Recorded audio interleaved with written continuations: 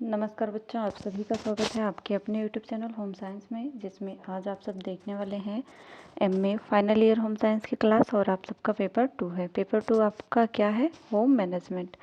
तो आज home management में मैंने कुछ महत्वपूर्ण प्रश्नों को शामिल किया है जो आपके पेपर के लिए बहुत ही इम्पोर्टेंट होने वाले हैं।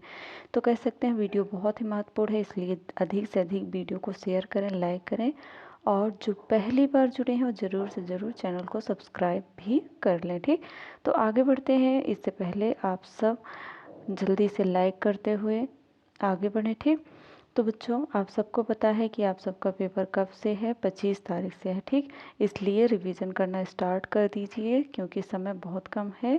और अधिक से अधिक जितनी भी मैराथन क्लास है सभी मैराथन क्लास आप सब देख लें, क्योंकि जो मैराथन क्लास है वो बहुत इम्पोर्टेंट है आपके पेपर के लिए। वहाँ से प्रश्न ज़रूर पूछे जाएंगे क्योंकि विगत वर्ष में भी उसी मैराथन क्लास से बहुत सारे प्रश्न पूछे जा चुके हैं। ठीक, तो 1 मिनट बच्चों, ये क्या हो रहा है? चलो ऐसे देखते हैं।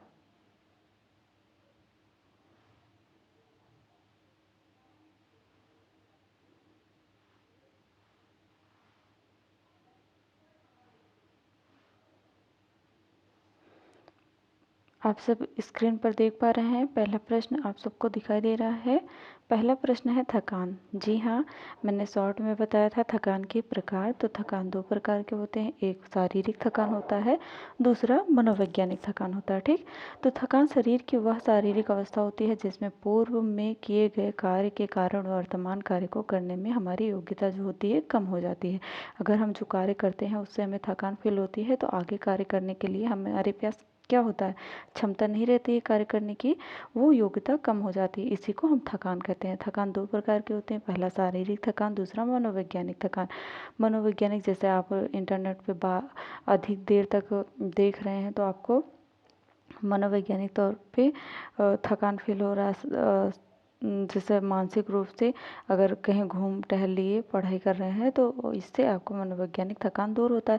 शारीरिक थकान जो हाथ पैर दर्द करने लगता है। ठीक, मनोवैज्ञानिक थकान में एक निराश थकान होता है, एक कुंठाजन्य थकान होता है। ये प्रश्न पूछा गया है 2022 के पेपर में, इसलिए बहुत इंपॉर्टेंट है, इसे आप सब जरूर ध्यान में रखना। कुंठाजन्य थकान क्या होता है, ये प्रश्न आपसे पूछा गया है। ठीक, तो कुंठाजन्य थकान के बारे में आप सब पढ़ लेना। अमानवीय साधन क्या है? अमानवीय साधन, ये साधन भौतिक साधन भी कहलाते हैं। इसके अंतर्गत समय, धन, वस्तुएं, संपत्ति तथा सामुदायिक सुविधाएं आदि सम्मिलित किए जाते हैं। ठीक, नेक्स्ट आता है आय से आप क्या समझते हैं? तो आय बच्चों क्या होती है?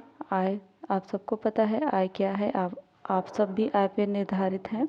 किसी व्यक्ति को अपने प्रयत्न, सेवा या संपत्ति के उपयोग के बदले में किसी निश्चित अवधि के अंदर जो द्रव्य प्राप्त होता है उसे ही आय कहते हैं। द्रव्य रहता है ना आपका, जो पैसा रहता है। आय 4 प्रकार के होते हैं, एक मौद्रिक आय, वास्तविक आय, मानसिक आय, कुल आय। वास्तविक आय भी 2 प्रकार की, एक प्रत्यक्ष आय होता है, एक अप्रत्यक्ष आय होता है। ठीक है, आय के बारे में पढ़ लेना, बहुत इंपॉर्टेंट है, आपके पेपर में ज़रूर पूछा जाएगा। नेक्स्ट आता है नमूना किसे कहते हैं? रेखाओं द्वारा, जो रेखाओं रंगों द्वारा बनी आकृतियों को नमूना कहते हैं। ठीक, नमूना जो आकृतियाँ बनी रहती हैं रेखाओं और रंगों के द्वारा, उसी को हम नमूना कहते हैं। ठीक, प्रकृति की हर वस्तु में नमूने पाए जाते हैं। नमूने अलंकरण का कार्य करते हैं। किसी विशेष वस्तु की रचना को विशेष रूप से इंगित करने वाले नमूनों को क्या कहा जाता है? संरचनात्मक नमूना कहते हैं। सभी नमूने वस्तु की सजावट के लिए होने के कारण सजावटी होते हैं। नेक्स्ट क्वेश्चन आता है पारिवारिक मूल्य क्या है? पारिवारिक मूल्य बच्चों, this is very important question. पारिवारिक मूल्य मानवीय व्यवहार को प्रेरणा प्रदान करने वाले तत्व होते हैं। मूल्य जीवन को अर्थ प्रदान करते हैं और मूल्य जो होते हैं वह आदर्श स्तर हैं जिसमें मनुष्य अपनी क्रिया के विभिन्न विकल्पों के चुनाव की क्रिया में प्रभावित होता है। और परिवार का उत्तरदायित्व होता है कि वह अच्छे मूल्य स्थापित करे। साथ ही स्कूल व समुदाय भी बच्चों के अच्छे मूल्य हेतु उत्तरदायी होता है। ठीक, स्कूल भी बहुत उत्तरदायी होता है ना।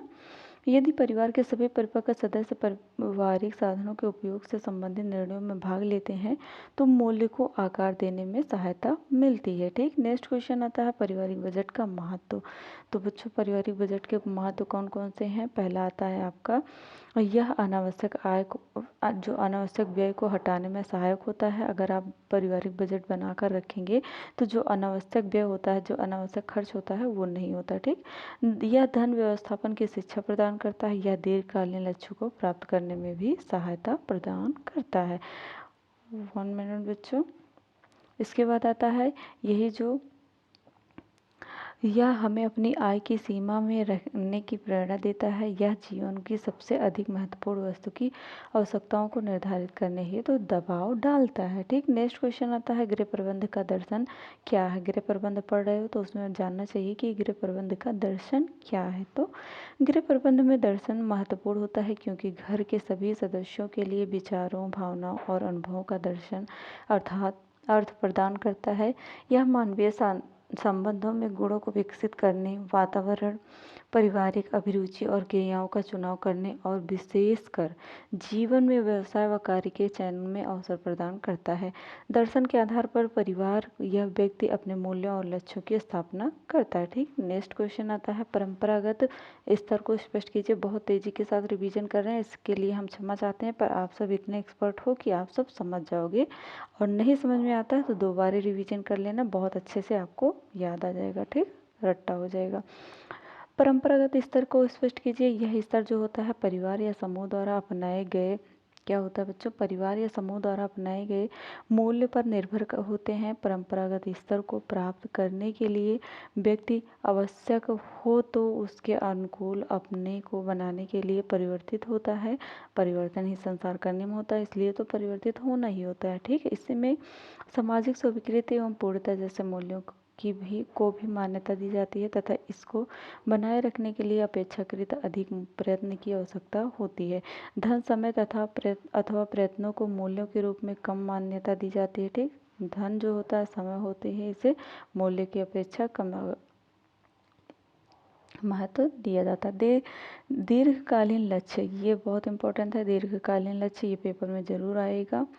ऐसे लक्ष्य जिन्हें प्राप्त करने के लिए काफ़ी लंबे समय तक प्रयास करना पड़ता है, वही दीर्घकालीन लक्ष्य कहलाता है। ठीक, ये लक्ष्य सामान्यतः स्थायी होते हैं। दीर्घकालिक लक्ष्य को प्राप्त करने के लिए कभी कभी वर्षों लग जाते हैं, जैसे मकान बनवाना, बच्चों की उच्च शिक्षा और उनकी शादी आदि। ठीक, नेक्स्ट क्वेश्चन आता है संतुलित के प्रकार, संतुलन के प्रकार।